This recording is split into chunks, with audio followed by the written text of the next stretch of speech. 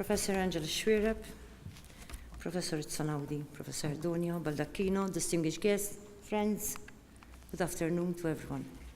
I thank you, Professor Donio Baldacchino, for inviting me to open this conference on ethics and spirituality for health caregivers. I take this opportunity to extend a warm welcome to the foreign delegates who are in Malta specifically to attend this conference. I do hope that you will find time to visit some of the historic treasures that we have in this country.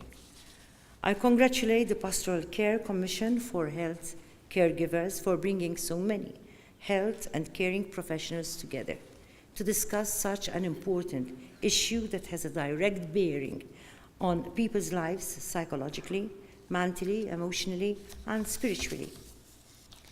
Spirituality is an intrinsic characteristic of humanity, through which persons seek ultimate meaning and purpose in life, which may or may not be related to religion. It is the way we experience relationships with ourselves, our family, our significant others, our community, and nature around us. In fact, spirituality is expressed through beliefs, values, traditions, and practices. Spirituality inspires and motivates individuals to achieve their optimal being, bringing faith, hope, peace, well-being, and empowerment.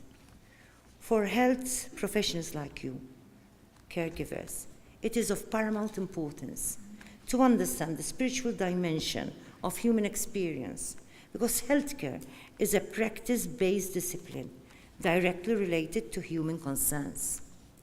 Although it is relevant for health professionals to provide spiritual care, research has suggested that health professionals identify many barriers to providing this care.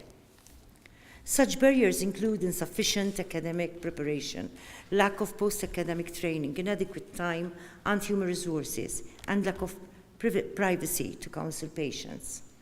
Yet an understanding of the patient's spirituality is integral to whole patient care. The spiritual care given alongside the physical and emotional care is indeed what makes the healthcare profession a truly caring profession, where it is a vocation as opposed to solely a career.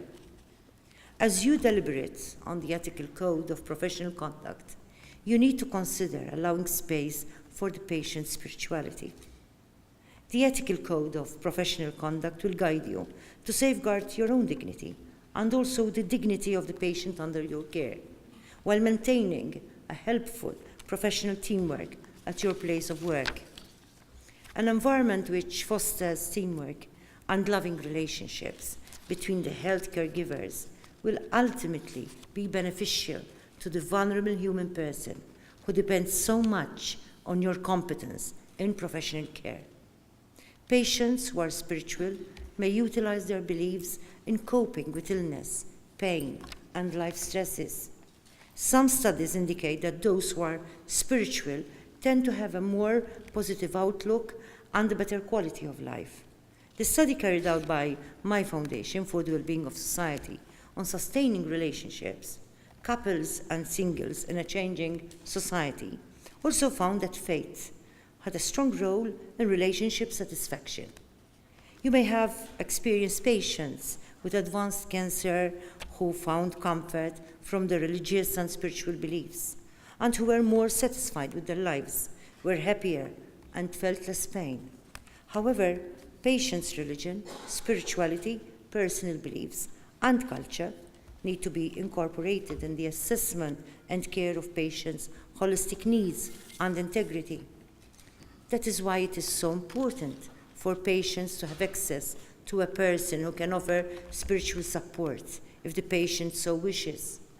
With this in mind, my Foundation for the Wellbeing of Society recently hosted a meeting with hospital chaplains and faith leaders to discuss the well-being of their respective communities during their stay in hospital.